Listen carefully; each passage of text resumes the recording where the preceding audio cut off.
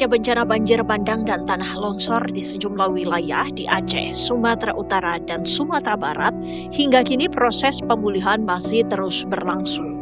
Pemerintah mempercepat penanganan dampak bencana sekaligus memperluas bantuan sosial bagi warga terdampak bencana. Dalam rapat koordinasi yang digelar Rabu 24 Desember lalu, Sekretaris Kabinet Teddy Indra Wijaya bersama Menteri Sosial Saifullah Yusuf menyepakati skema baru bantuan bagi para pengungsi dan keluarga korban bencana di Sumatera. Pemerintah menetapkan bantuan langsung tunai minimal 8 juta rupiah bagi setiap kepala keluarga terdampak atau pengungsi. Bantuan ini terdiri dari 3 juta rupiah untuk kebutuhan isian rumah dan 5 juta rupiah untuk pemulihan ekonomi keluarga. Selain bantuan tunai, pemerintah juga menyalurkan bantuan kebutuhan pokok berupa beras serta lauk pauk yang diberikan terpisah dari bantuan langsung tunai. Tak hanya itu, pemerintah juga menyiapkan santunan khusus bagi keluarga korban meninggal dunia sebesar sekitar 15 juta rupiah per ahli waris. Sementara warga yang mengalami luka berat akan menerima santunan sekitar 5 juta rupiah. Seluruh bantuan dan santunan akan disalurkan langsung oleh Kementerian Sosial berdasarkan data dan persetujuan dari bupati atau wali kota setempat. Meski masih menanti realisasi bantuan, warga terdampak tetap menyimpan harapan besar bahwa perhatian pemerintah akan segera hadir untuk meringankan beban dan membantu mereka untuk bangkit kembali. Pertanyaannya, kapan harapan ini benar-benar terjawab dengan hadirnya bantuan yang dinanti? Tim TV One mengabarkan.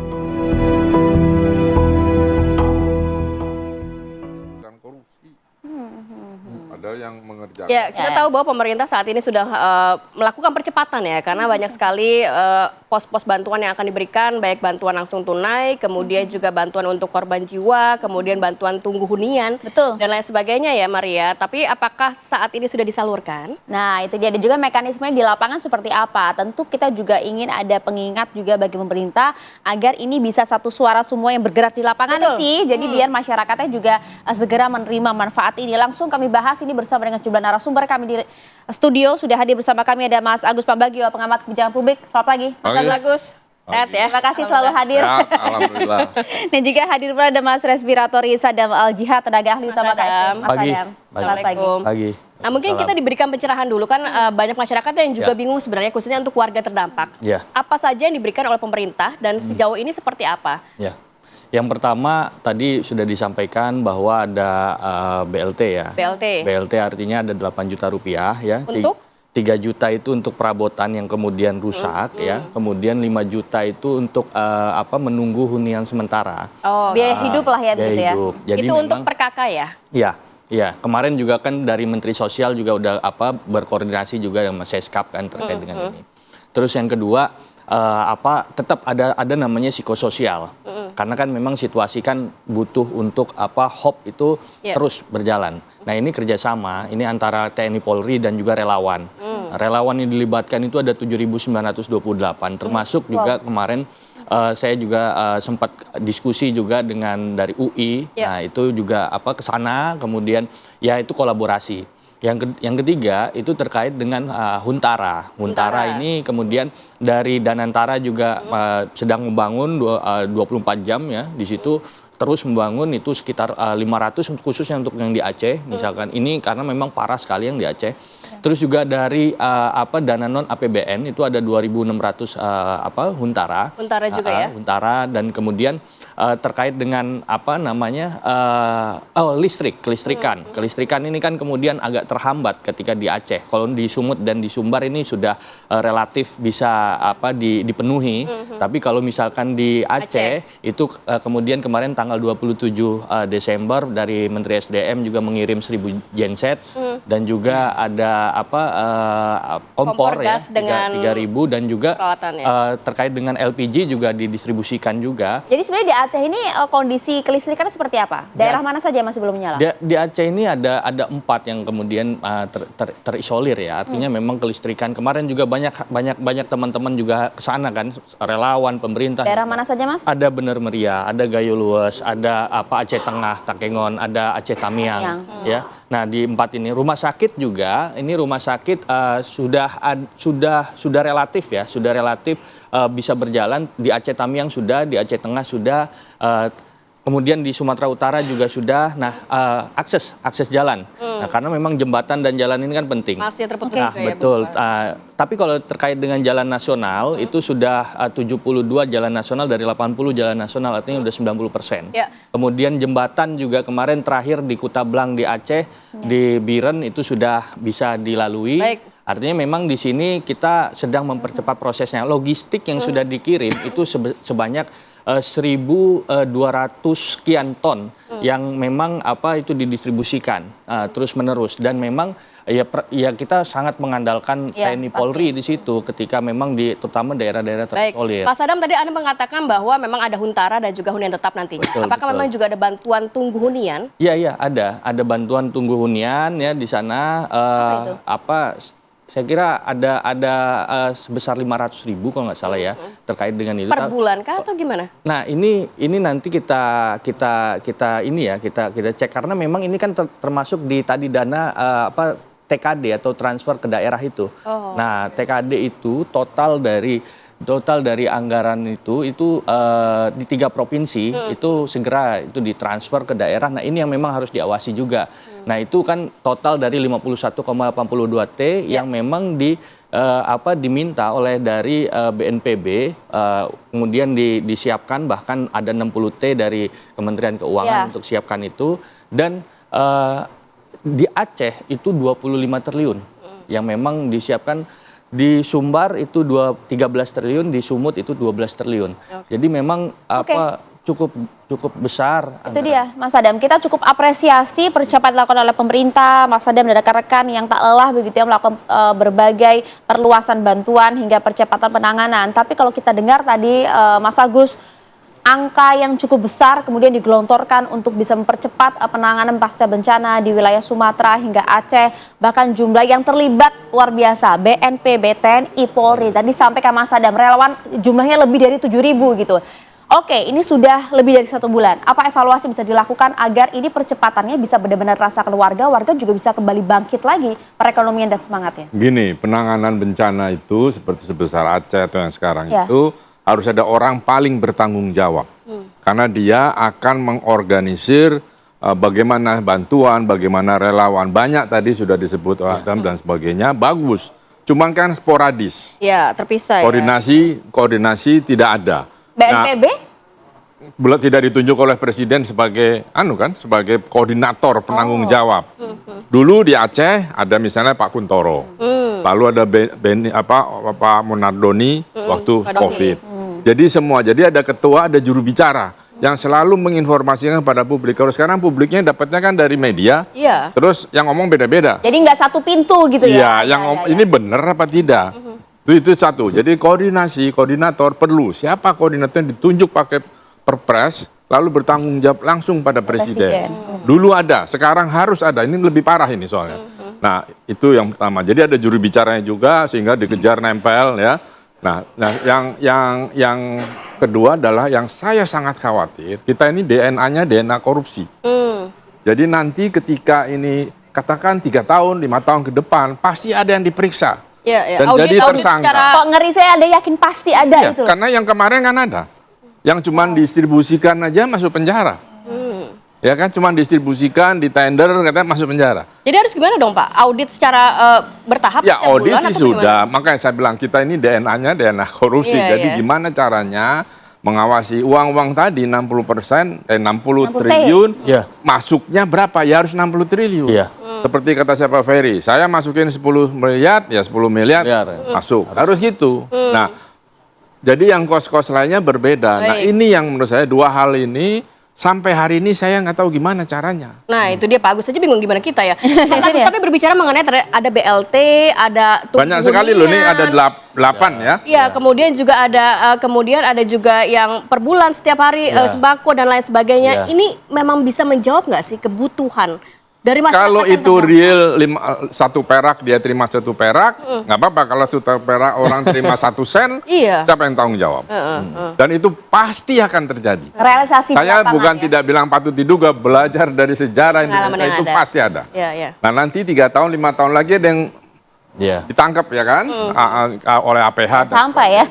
Ya itu susah. Itu kalau ada koordinator yang kemarin aja begitu kan. Ini tidak ada. Lalu siapa nih yang meng-ACC uang ini?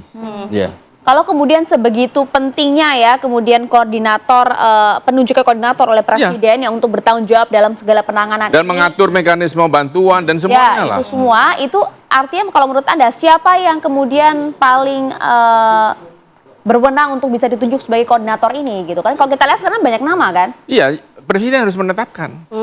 Nggak bisa nggak, siapa terserah. Saya kan juga nggak, masa nyaranin si Pintar, itu temannya si AP gitu kan, nggak bisa. Maksud saya presiden segera, saya dari awal hari pertama saya sudah ngomong itu, siapa koordinatornya? Karena dia harus jadi mengatur. menunjuk 1 orang yang juga bisa memangkas birokrasi dan juga langsung laporan ke dia langsung ke presiden dan punya 1 juru bicara. Nah itu dia. Mas Adam, mekanismenya seperti apa? Tadi Pak Agus mengkhawatirkan kita belajar dari pengalaman. Jangan sampai ini ujung-ujungnya ada kasus korupsi. Terus kemudian? Kalau terkait dengan kasus korupsi, memang terkait dengan kebencanaan ini jelas ada di Undang-Undang Tipikor nomor 19 tahun 2019. Ya kita nggak mau sebetulnya ketika ada persoalan kebencanaan ini ada korupsi di sana. Tapi memang kalau di undang-undang itu tegas sekali, bahkan itu bisa sampai hukuman yang tertinggi gitu.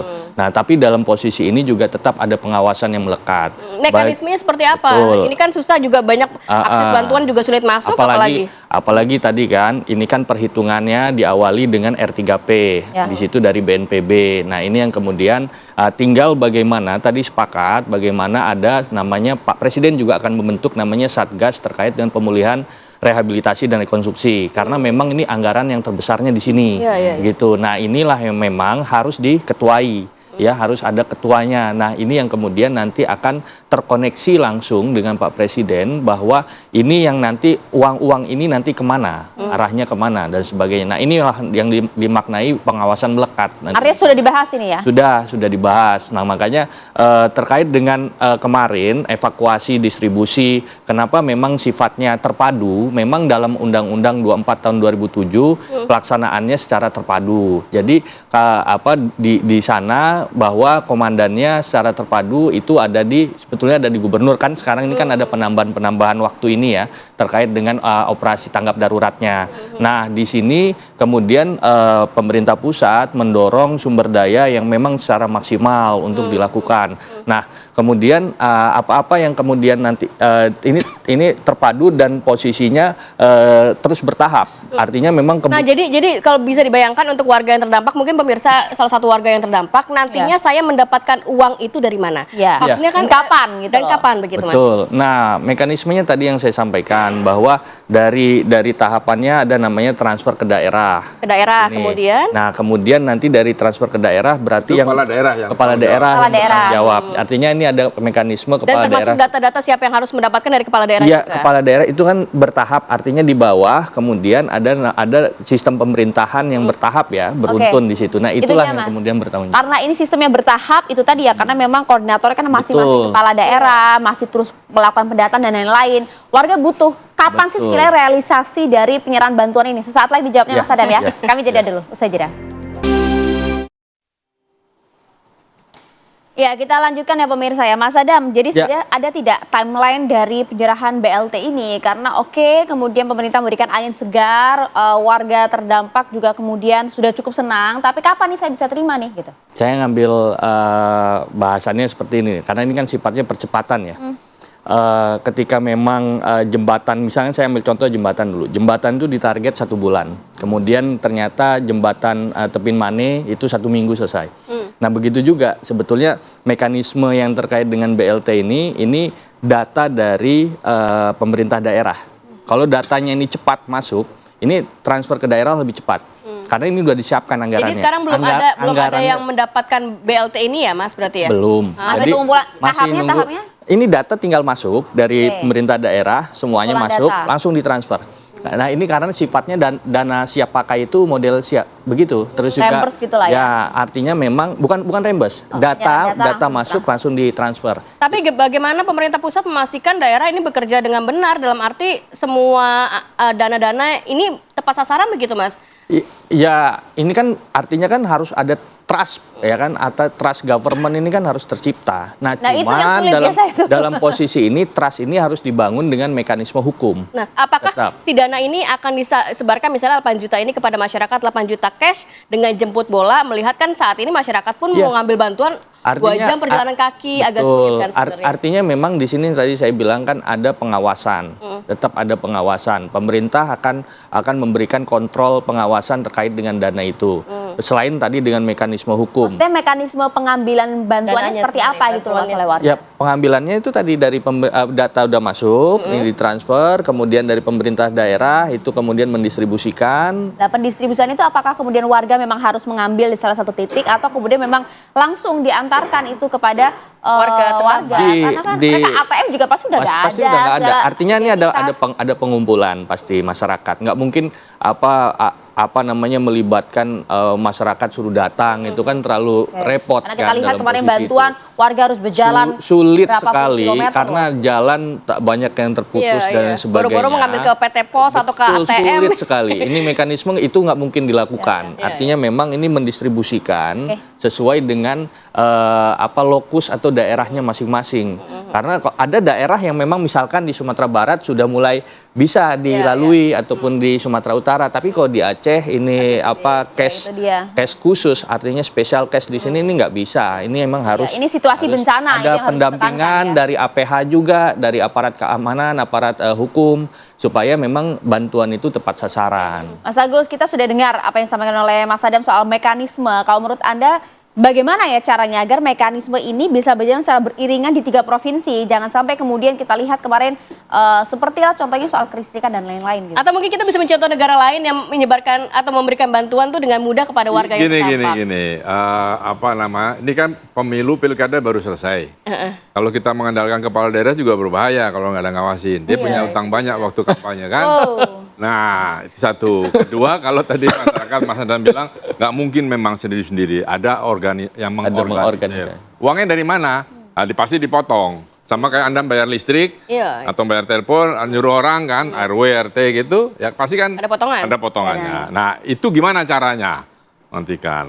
Terus kalau Anda tanya di luar negeri gimana? Tadi DNA-nya beda. Jadi nggak bisa sekeras itu karena kita sudah pada posisi yang begitu ruwetnya sistem administrasi negara. Ya, jadi yang saya wanti-wanti, apakah itu Danantara, apakah itu kementerian atau apa, siap-siap semua dokumennya saja karena 5 tahun nanti pasti ada yang ngungkit. Nanti lihat di contoh sekian, rumahnya mana? Itu nggak ada, rumahnya nggak ada. Siapa tanggung jawab? Nah itu muter. Jadi kita capek ngurus itu aja, bukan ngurus pembangunan bangsa ini. Iya, gitu. Jadi pengawasannya jelas, law enforcement jelas. Tadi Tipikor, karena Tipikor kemarin gagal kita batalkan di MK, ya jadi lalu nanti merugikan negara, kena itu korupsi. Ya. Selain DNA yang tadi Anda katakan, apakah memang sebenarnya kalau kita berbicara mengenai penyaluran bantuan ya Mas Agus melihatnya ada yang kurang nggak sih entah pendataannya, koordinasinya? Di kita data, di kita itu ada Perpres 39 kalau saya nggak salah, yang Bappenas kan, satu data Indonesia, sampai hari ini itu nggak ada. Jadi datanya yang terakhir saya ingat itu waktu saya bicara sama Bu Wali Kota Menteri Sosial, Bu Risma itu sudah di cleansing, tetapi kan cleansingnya berapa tahun yang lalu. Ini harus setiap saat di cleansing data itu betul atau tidak. Ya kan kita nggak tahu ada pendatang ke Aceh gitu terus dia punya KTP, tapi nggak ada di datanya, dia miskin atau enggak misalnya. Nah itu PR sendiri. Data ya? Ya data kita sangat tidak bisa dipertanggungjawabkan. Tapi kita punya BPS, ya sudah kita pakai BPS, tapi sama data dari Kementerian Sosial itu. Yang mana ini? Kan beda loh. Iya, betul. Ya kan? Nah, ini yang menjadi obstacle kedua yang perlu diperhatikan selain tadi kasus korupsi. Iya. Kalau terkait dengan data ya terkait BLT misalkan itu kemudian ada di data Kemensos. Nah, tapi tetap tadi kita juga melihat bagaimana data BPS juga itu terjadi seperti apa. Artinya untuk mirroring data ya. Ketika ini sesuai atau tidak sesuai. Nah, yang selanjutnya ya kayak misalkan data dari ini ya penerima ini sekarang kan udah ada ketika ini di data BLT ini miskin, tahu-tahu ternyata nggak miskin gitu kan begitu kan. Nah, apalagi yang terdampak ini. Makanya tadi yang kita lihat ada 3 juta ya, ada 3 juta orang yang di bencana Sumatera ini yang terdampak. Yang kemudian ada 150.000 rumah. Nah, artinya data ini kan sudah tinggal diperdalam nih data dari sini. Nah, ini antara data mirroring yang ada di Kemensos, BPS, kemudian BNPB. Nah, ini memang harus terpadu untuk kemudian one gate datanya disesuaikan dengan benar. Nah, disinilah peran juga dari pemerintah daerah. Artinya memang dari level kelurahan ataupun dari kampung atau ke kampung, dari desa ini data ini harus kemudian ditarik dari pemerintah daerah. Inilah yang harus dipercepat sebetulnya. Saya sepakat tadi dengan apa yang disampaikan bahwa ini data ini harus dipercepat supaya kemudian pendistribusian itu harus dipercepat karena orang udah kita ngeliat psikologisnya ini udah sangat lelah, baik itu bagaimana percepatan ini dilakukan, kemudian bagaimana masyarakat harga-harga juga sudah mulai mahal di sana Mas, karena masih belum pulih kan. Nah, tadi masyarakatnya sendiri juga masyarakat kita itu nyari kesempatan, kalau bisa jatah tetangganya diambil juga. Nah, itu sudah tadi saya sebut DNA. Panik buying kan? Ya gimana caranya? Kan sama-sama susah nih. Gue juga susah. Itu lebih nggak diambil-ambil lah, gue embat aja kan gitu. makanya kan tadi di situ ada kontrol yang memang harus dilakukan APH itu tadi. Jadi memang ini semuanya ini harus bertindak dengan rasa kemanusiaan yang tinggi daripada rasa individual egonya. Tapi kan petugas APH ini kan juga adalah titik lelahnya gitu loh, Mas. Sudah 24 jam kemudian bekerja gitu loh. Akankah ada pengawasan yang lebih ketat lagi selain mereka gitu? Iya.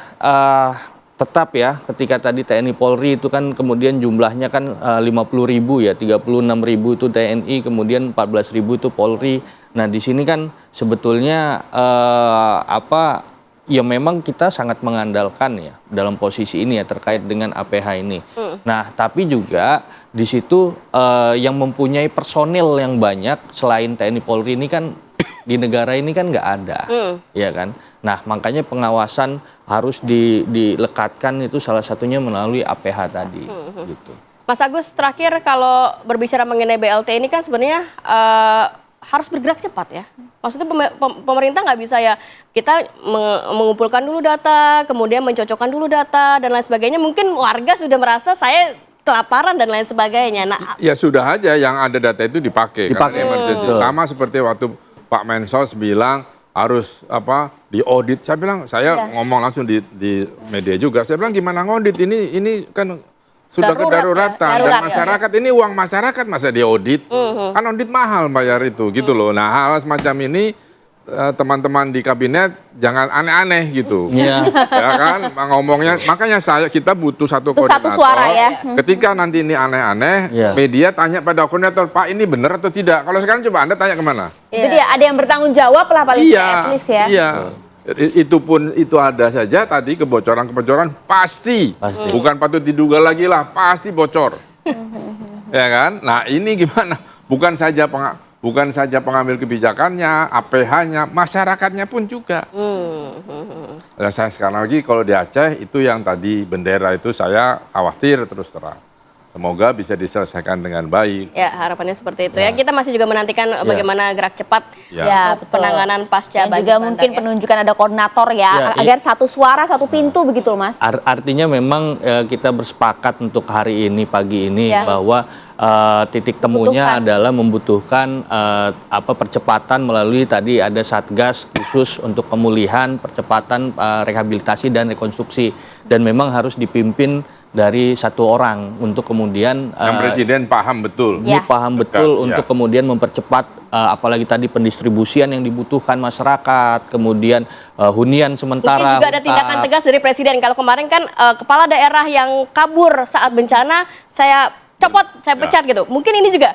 Iya. Nanti siapa yang akan menyelewengkan dana-dana Itu sudah, manfaat ya rakyat, betul. kita Ini harus copot. ya artinya Kalau di memang, Aceh kan ada kanon, dipecutin aja. ya artinya kan memang di sini kan harus ada ketegasan ya. Tadi kalau misalkan ada desersi dari pemimpin seperti itu ya kemudian Kemendagri langsung evaluasi. Ya. Nah hari ini pun sama. Kalau misalkan kemudian ada yang menyelewengkan dana dan sebagainya, ya tadi kalau kata Abang kan Mas Agus ya harus ada kanon. Kalau misalkan di Aceh ini kan kemudian hukumnya kan berbeda kan, otonomi khusus. Tapi Anda sepakat juga kan hal ini ya? Oke, siap. Terima kasih banyak Mas Adam, Mas Agus. Terima kasih waktu Sama-sama. bersama kami di Apa Kabar Indonesia Pagi.